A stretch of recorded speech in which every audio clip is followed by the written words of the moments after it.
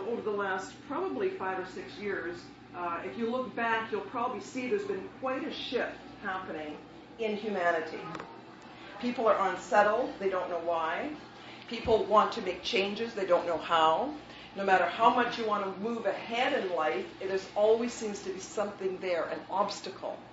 And you may not even have identified it as an obstacle, but you just aren't living the way you want to be. And one of the things that's really being shown now with people is, who am I?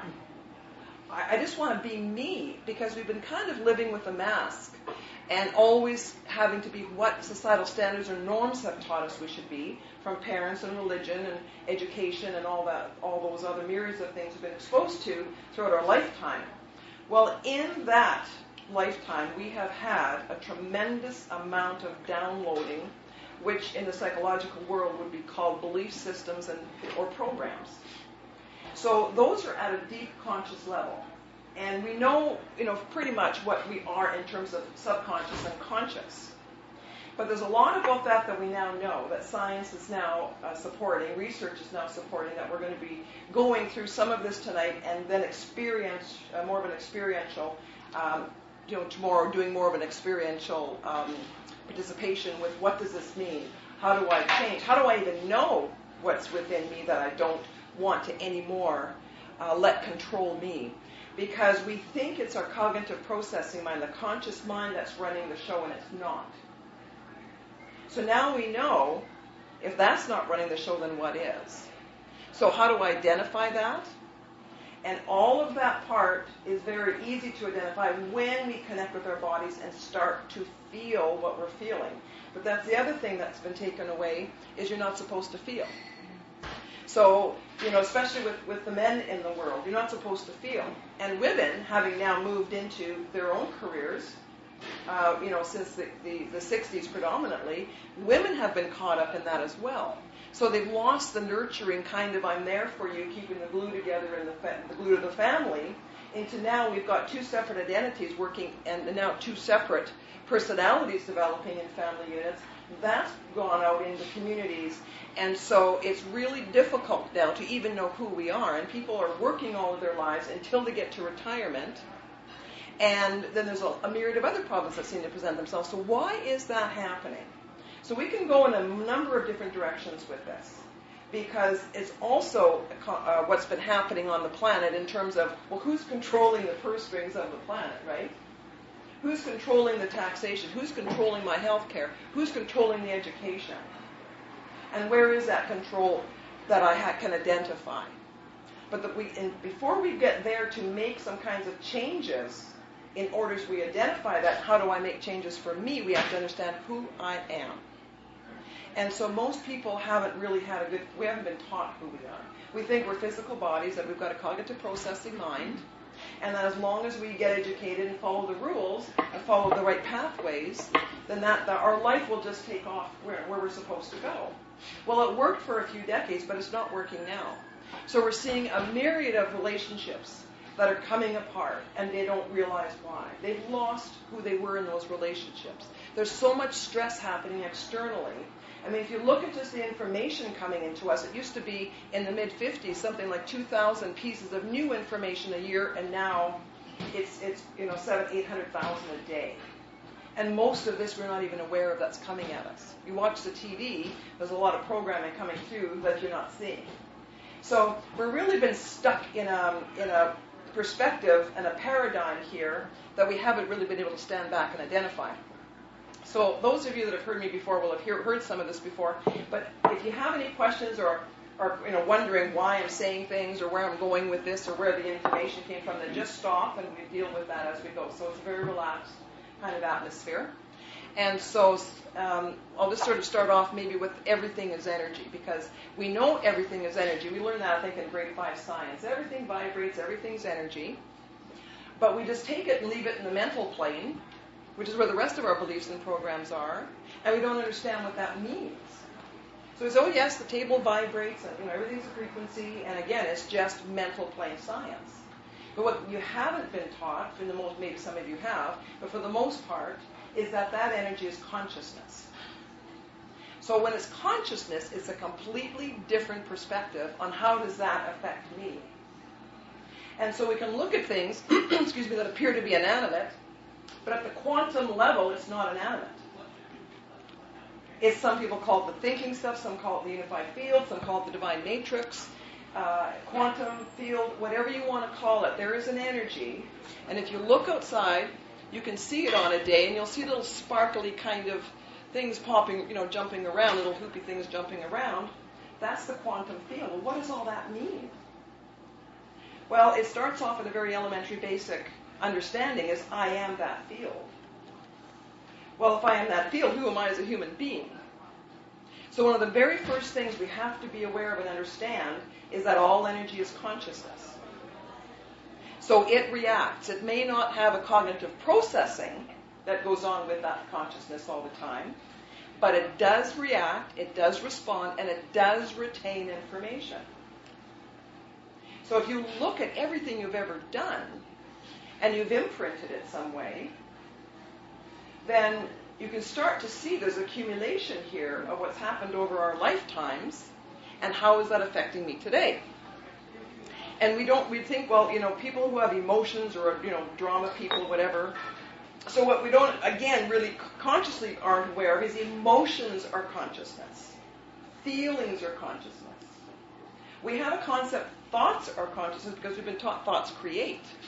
But we really haven't understood how does that work. It's like, well, if I just have some nice positive thoughts, keep myself in the better feeling place, my life's just going to dramatically open up, and, there I go down the yellow brick road. Well, it hasn't happened, and it hasn't happened for a good reason, is because positive thinking will not work.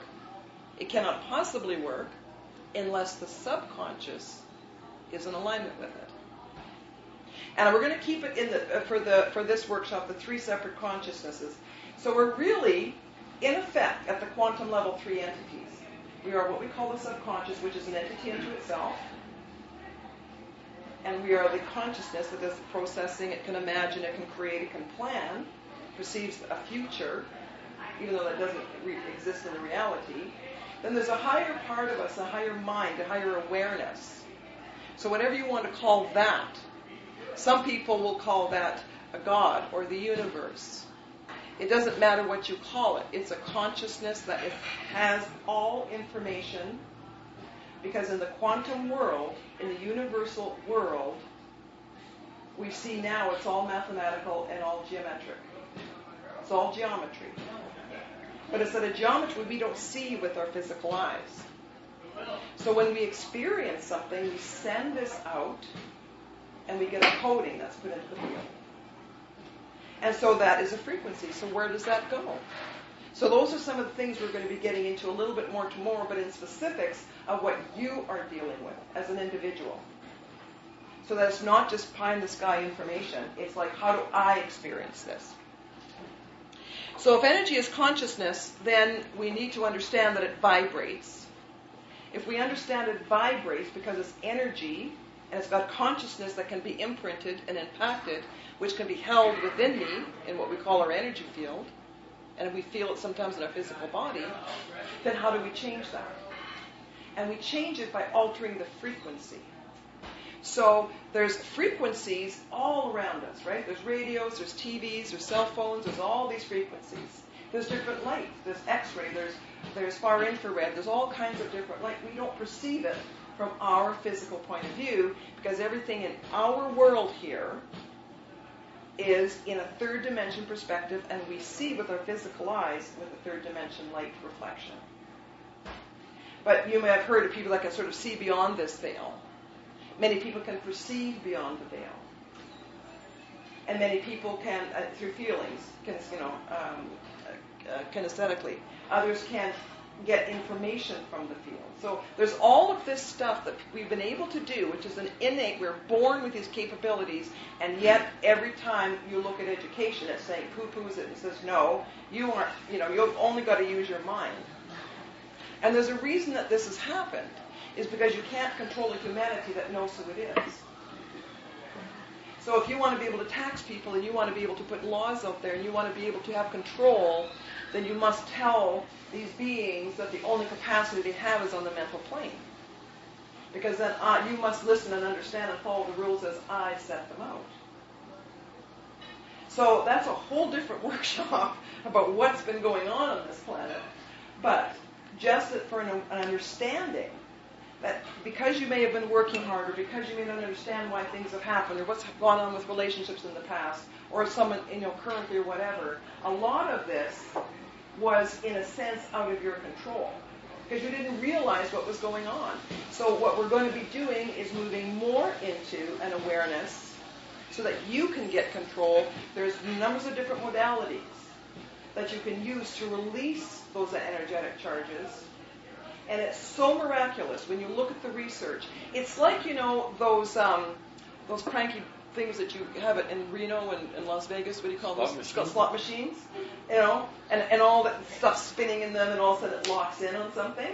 It kind of looks like that at the quantum level when we see this happening. It's dissolving or it's releasing these energy obstructions that are encoded and locked into our reality. And we don't even realize they're there, but they're driving the bus. They're driving our life. So it's really important to know that when this happens, when you can release that, all of this starts to kind of recalibrate. And so now we can start moving into a more centeredness and a more awareness of who we are, and start to get, and sometimes it's baby steps, and sometimes there's a huge shift all at once. But first we have to be aware and acknowledge who we are. We are much more than a biological unit. One guy even said to me, well, we're walking around these meat sticks and whatever, and I'm going, yeah, well, but your meat stick has a consciousness, like about 70 trillion cells that each have their own consciousness and awareness, that can miraculously heal, that eat, that excrete, that can communicate. You can take a cell out of a finger and you can grow a bladder, because each of our cells is a fractal of a hologram. That means it has the whole of everything in it. So when we stand back and look at, my God, how does this universe work? How do I interact in it? And if I understand that, how do I make changes? Because we want to work into an effortless existence. Humanity has had it with having to go through wars, whether they're in the Middle East or whether they're in our own home. We're at war all the time. There's a conflict going on. And so it's tearing us apart, because we're so stuck to our individual identity, who we are here, right? Our names, our careers, what we've done in the past. I mean, God forbid you go to a cocktail party and says, what do you do? I mean, this is after I was already a very senior officer in one of the largest, it was the second largest bank in Canada. And I had my first child, and I was staying home with her. I didn't know for how long, and I went to a cocktail party. And so I said, what do you do? And I said, I'm just right now, I'm a stay-at-home. I'm just, do you know there's a war going on in Iraq?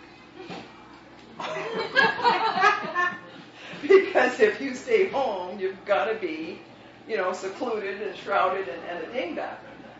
And so, and I've been involved in world geopolitical things and geoeconomic things for years, because that was part of my academic training, international finance. So it's so interesting how we have a concept of something, right? And it's our programming that spit that out. Housewives just stay home and know nothing about life. And so we do it culturally, we do it internationally, different countries. So we've got to understand that, first of all, everything's connected, and everything I perceive is through my own veil of programming and beliefs. I'm not aware of it necessarily, but everything I perceive. So if we had a bank robbery as an example, we had 15 people standing there, all 15 gave a completely different account of what happened. Because when the fear hits you, the adrenaline hits you, all your belief system will decode what you are experiencing.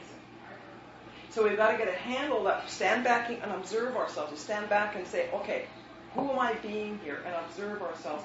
That's more what we're going to get into tomorrow.